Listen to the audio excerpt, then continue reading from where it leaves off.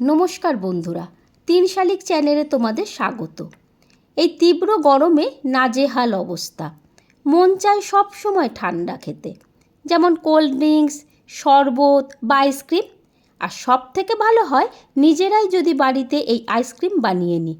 তাই তোমাদের কথা ভেবে আজকে আনলাম ম্যাঙ্গো আইসক্রিম। প্রথমে প্যানে 500 ml বা 2 কাপ নর্মাল দুধের সঙ্গে হাফ কাপ গুঁড়ো দুধ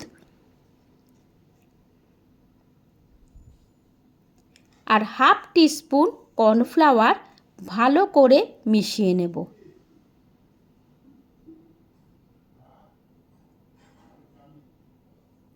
মেশানো হয়ে গেলে গ্যাসের ফ্লেম অন করে দুধটা ভালো করে ফুটিয়ে নেব। এই কাজটা কিন্তু একটু সময় নিয়ে করতে হবে, বারবার নাড়িয়ে দুধটা শুকিয়ে নিতে হবে। দেখো আমাদের দুধটা শুকিয়ে হাফ কাপের মতো হয়ে গেছে। এই অবস্থায় গ্যাসের ফ্লেম বন্ধ করে ঢাকা দিয়ে রাখবো। এবার হাফ কাপ চিনি মিক্সিতে গুঁড়ো করে নেব। 2টো আম আমি মিক্সির জারে নিয়ে তার সঙ্গে গুঁড়ো চিনিটা মিশিয়ে ভালো করে ব্লেন্ড করে নেব। যে কন্টেনারে আইসক্রিম বানাবো সেই কন্টেনারে এই ব্লেন্ড করা ম্যাঙ্গোটা ঢেলে নিলাম।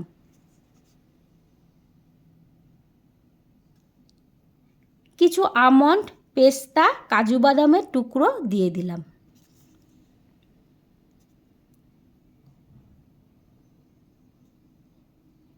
এবার এর মধ্যে মিশিয়ে নেব হাফ কাপ দুধের ক্ষীরটা। ক্ষীরটা আমি ভালো করে চামচ দিয়ে ফেটিয়ে নেব।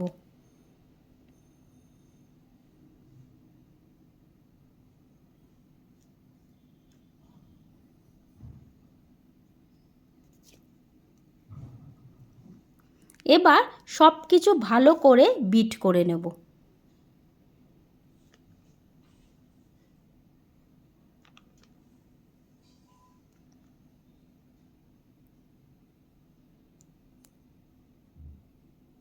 আমার বিট করা কমপ্লিট।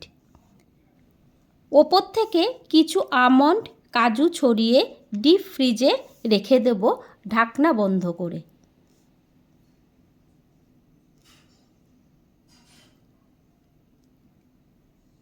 তিন 4 ঘন্টা বাদে এটা জমে গেলে ফ্রিজ থেকে বের করে মিক্সির জারে আবার ভালো করে ব্লেন্ড করে নেব।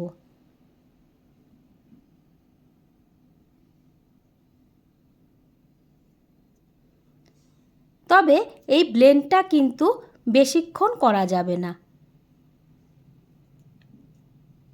2-1 মিনিট ব্লেন্ড করলেই হবে। তোমরা আমাদের পেজটিকে লাইক করো, শেয়ার করো, ফলো করো আর চ্যানেলটিকে সাবস্ক্রাইব করো। তারপর আবার ওই কন্টেনারে রেখে একটা আম কুচি কুচি করে কেটে এর মধ্যে মিশিয়ে নেব।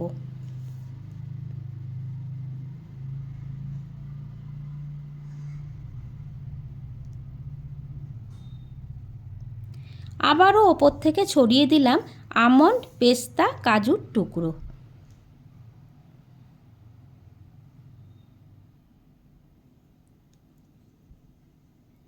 এবার ঢাকনা বন্ধ করে ডিপ ফ্রিজে রেখে দেব আইসক্রিম জমানোর জন্য। আমি ওভারনাইট এটা রেখে দিয়েছিলাম।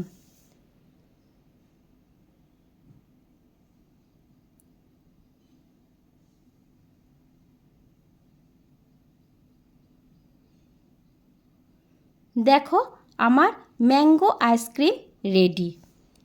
কি বন্ধুরা, দেখে কি বোঝা যাচ্ছে যে এটা দোকান থেকে কিনে আনা হয়নি?